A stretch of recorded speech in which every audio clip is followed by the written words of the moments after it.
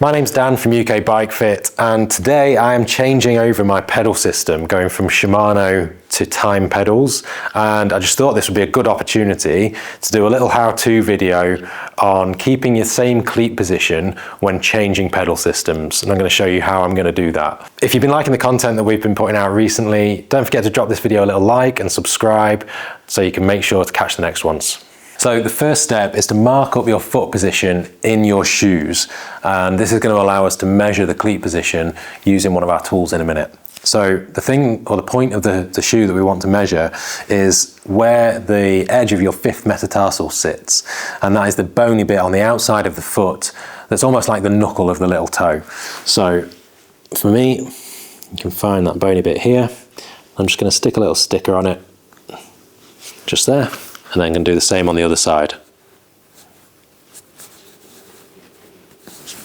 So now you've marked up your shoes, I'm just going to put a little mark on the sole of the shoe just underneath where that dot is, which is just going to make it easier for me to measure in a minute when I look at cleat setback. So just a little mark under the center of that dot, and same on the other side. So now we've got this marked up, the next step is to measure this cleat position to allow us to replicate it when we stick the new cleats on. So for this, we've got these cleat tools, which you can buy on our shop, ukbikefit.com/shop if you need to. So the first thing we're going to measure is the cleat setback, which is how far back the cleat is in relation to your foot position, which we've got marked up. And for this, we're going to put the cleat into the tool, push it in secure, and then on the tool, we've got a thick black line across the side of the tool, and that is showing us where the pedal axle is going to sit when our foot is attached to the pedal. And we want to measure how many millimeters in front of our fifth metatarsal our current cleats are positioned.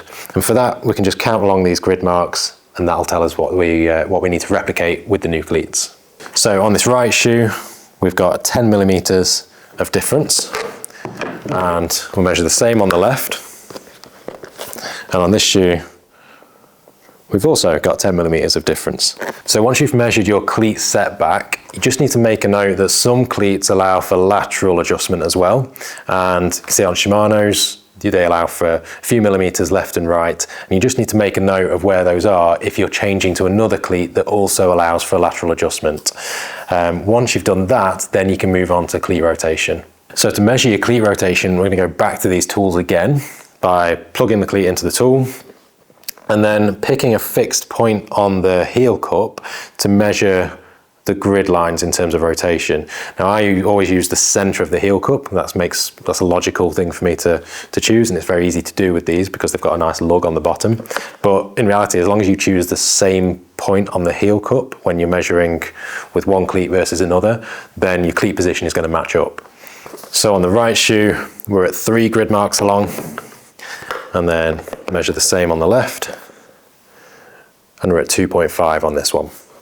So once you've measured those things and written them down so you don't forget, now we can take the cleats off the shoes and swap them for our new cleats, and then use our other tool to do exactly the same process to make sure we align each of those measurements up.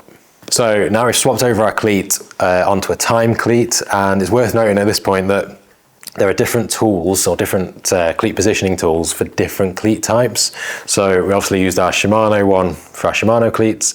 You can also get a Look one and even a Shimano SBD, the off-road cleat version as well. And this is obviously the tool for Time cleats. So now we're going to go back to our measurements and go through those 3 measurements in order. So setback first, then lateral adjustability, and then rotation. And if we can align all 3 of those in order, then we'll have exactly the same cleat position as to when we started. First, I'm going to plug the cleat into the tool and then check the setback. So we wanted 10 millimeters of setback on our grid marks versus our 5th metatarsal position, which we marked up. So I'm just adjusting that until we get to 10. Perfect. Lateral adjustability on a Time cleat, you don't get any lateral adjustability. You can swap the cleats over from, as in put the right cleat on the left shoe and the left cleat on the right shoe, and that gives you a different stance width, which is a really nice feature of these pedals, which we'll probably talk about in another video. But lateral adjustability in terms of cleat position, we don't need to think about. So we can move on to rotation, and I'm just going to look at the same point on our heel lug that we marked up last time, and we're just going to twist the cleat slightly until we get to 2.5 grid marks, because this is the left shoe, and then we can tighten the cleat up. So we've done one shoe. I'm just going to put the new cleat onto the second shoe, and then repeat exactly the same process on this shoe, and then we're good. So once you've repeated that on both shoes and you've got both cleats set where they should be, all that's left to do is change the pedals on your bike and away you go. If you want to know a bit more about the time, cleat and pedal system, subscribe and keep an eye on our channel, because we'll be doing a couple more videos on those pedals in particular very soon.